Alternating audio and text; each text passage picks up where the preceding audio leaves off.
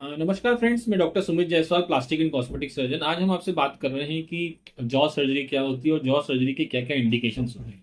Jaw surgery means अपर jaw या lower jaw, इनका कोई भी सर्जरी होना, तो इस किन किन कंडीशंस में करने की जरूरत पड़ सकती है। तो मोस्ट कॉमनली ये होता है कि इनका प्रॉपर अलाइनमेंट बना ना हो, अपर एंड लोअर जॉ का ऑक्लूजन प्रॉपर ना हो, मतलब दांत पे दांत प्रॉपर नहीं बैठ रहे हो। इस कंडीशन को कहा जाता है माल ऑक्लूजन। तो इसमें ओवर बाइट हो सकता है या अंडर बाइट हो सकता है। ओवर बाइट मतलब अपर जॉ थोड़ा आगे हो सकता है, अंडर बाइट मतलब अपर जॉ थोड़ा पीछे हो सकता है। तो ये दोनों ही तरह की कंडीशन में दांत पे दांत अगर प्रॉपर नहीं बैठता है तो आप प्रॉपर फूड को क्रश नहीं कर पाएंगे, चबा नहीं पाएंगे।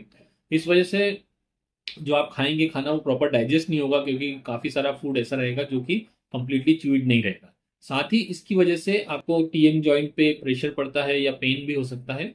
तो ये एक इंडिकेशन होता है माल ऑक्लूजन, जिसकी वजह से हमें जो जॉ सर्जरी करना पड़ती है।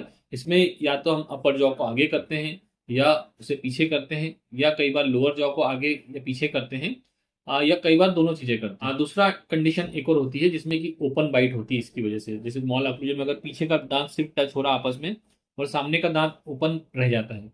ओपन रहने की वजह से एक गैप रहता है सामने incisor canine upper and lower में, मतलब सामने मुंह ओपन रहता है। इस वजह से जो लिप्स है उसमें इरिटेशन होता रहता है, ओरल ड्राइनेस रहता है, आपका गले में रिकरेंट इन्फेक्शन होने का रिस्क रहता है, साथ ही गम्स में भी इन्फेक्शन होने या ड्राइनेस होने का रिस्क रहता है। तो ये ओपन बाइट होना भी एक इंडिकेशन होता है जिसमें हमें जो भी ऑर्थोग्नेटिक सर्जरी या फिर जॉ सर्जरी करने की जरूरत पड़ती है। हाँ, अगली कंडीशन जिसमें जॉ सर्जरी का जरूरत होता है वो होता है गमी स्माइल। गमी स्माइल मीन्स जिसमें गम्स जो अपर पार्ट ऑफ द जो है उसके जो गम्स रहते हैं वो अधिक विजिबल होते हैं। इसका कई बार कारण रहता है ये जो अपर पार्ट की लिप्स है उनकी हाइपर एक्टिविटी होना, या लिप का छोटा होना, या फिर टीथ या जॉ का नीचे की तरफ अधिक होना। तो इस तरह की कंडीशन में काफी सारे ऑप्शन रहते हैं। कई बार बहुत सिंपल ऑप्शन रहता है जिसमें हम लोग जो म्यूकोसा रहता है उसे रिड्यूस कर देते हैं, अपर लिप को आगे बढ़ाते हैं ताकि जो विजिबिलिटी है अपर्स की वो कम हो जाती है। तो कई बार कुछ मासिव या बड़ी सर्जरी भी की जाती है जिसमें कि जो मैक्सिला वाली बोन है उसका कुछ सेगमेंट को निकाला जाता है और अपर जॉ को वर्टिकल हाइट जो है उसे कम की जाती है। तो ये जो गमी स्माइल है ये काफ़ी कॉमन कंडीशन है, करीब 10 से 15% लोगों में मिलती है, और अगर ये ज़्यादा होती है तो ये कॉस्मेटिकली खराब दिखती है और इस कंडीशन के लिए हमें जॉ सर्जरी करना पड़ती है।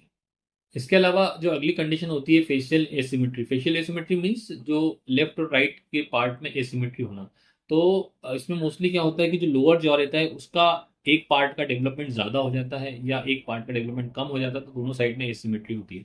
ये एक कॉम्प्लेक्स प्रोसीजर होती है इसमें, क्योंकि बोनी सेगमेंट और सॉफ्ट टिश्यू एलिमेंट दोनों को ही हमें एड्रेस करना पड़ता है। फेशियल एसिमेट्री किन कंडीशन में हो सकती है, जिसमें मोस्ट कॉमनली होता है टीएम जॉइंट एंकाइलोसिस। मतलब टीएम जॉइंट मतलब टेम्पोरो मंडिबुलर जॉइंट का एंकाइलोसिस, मतलब उसमें स्टिफनेस होना। इस वजह से कई बार यूनिलेटरल होता है, तो एक तरफ की ग्रोथ प्रॉपर होती है लेकिन दूसरी साइड की ग्रोथ कंप्लीट नहीं हो पाती है। तो इस तरह की कंडीशन में टीएम जॉइंट एंकाइलोसिस का करेक्शन करना पड़ता है। साथ ही जो बोनी पार्ट अंडर डेवलप है उसको रिट्रैक्शन करके या आ, उसका बड़ा करना या उसको एक्सपांड करने का जरूरत रहता है। दूसरी कंडीशन होती है जो मेंडिबल बोन होती है नीचे, उसका जो कॉन्डाइल होता है उसकी हाइपरप्लेसिया, मतलब यहाँ पे जो कॉन्डाइल जॉइंट मूवमेंट होता है उसमें जो अपर पार्ट रहता है उसे कॉन्डाइल कहा जाता है, उसमें हाइपरप्लासिया होना ये भी काफी लोगों में होता है, तो उस वजह से फेशियल एसिमेट्री होती है। और तीसरा कॉन्जेनिटल कंडीशन होती है जिसमें हेमीफेशियल माइक्रोसोमिया कहा जाता है, जिसमें कि हाफ ऑफ द फेस का डेवलपमेंट प्रॉपर नहीं होता। उसके साथ ही वहाँ की नर्व्स, फेशियल नर्व का डेवलपमेंट नहीं हो पाता, जिसकी वजह से आंखों का साइज में अंतर रहता है लेफ्ट और राइट में। मसल्स का डेवलपमेंट प्रॉपर नहीं होता है, जो फेस है वो एक तरफ डिवेटेड रहता है। तो ये एक काफ़ी कॉम्प्लेक्स प्रोसीजर होती है, इसमें soft tissue, nerve, muscle, bone सबको एड्रेस करना पड़ता है। तो ये कंडीशन फेशियल एसिमेट्री की होती है जिसमें हमें जॉ सर्जरी करने की जरूरत पड़ती है। इसके अलावा क्लेफ्ट पैलेट के पेशेंट, जिसे जन्म से ही जिन्हें क्लेफ्ट लिप या पैलेट रहता है, उसमें क्लेफ्ट लिप पैलेट में upper part of the jaw complete develop नहीं हो पाता, मैक्सिला का डेवलपमेंट नहीं हो पाता, जिसमें अपर पार्ट अंदर रह जाता है, लोअर पार्ट आगे रहता है। तो मैक्सिला का एडवांसमेंट करने की जरूरत पड़ती है, उसे आगे बढ़ाने की जरूरत रहती है, कई बार उसमें बोन ग्राफ्ट की जरूरत होती है तो वो डालते हैं।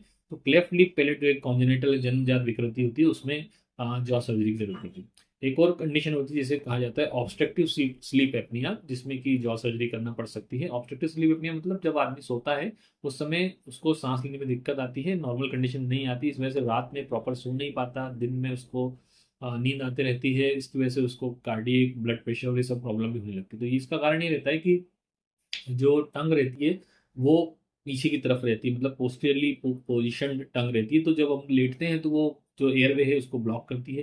कई बार सॉफ्ट पैलेट का एलिमेंट भी रहता है, upper part of the soft palate रहता है, वो जो रास्ता रहता है सांस लेने का उसको रुकावट पैदा करता है।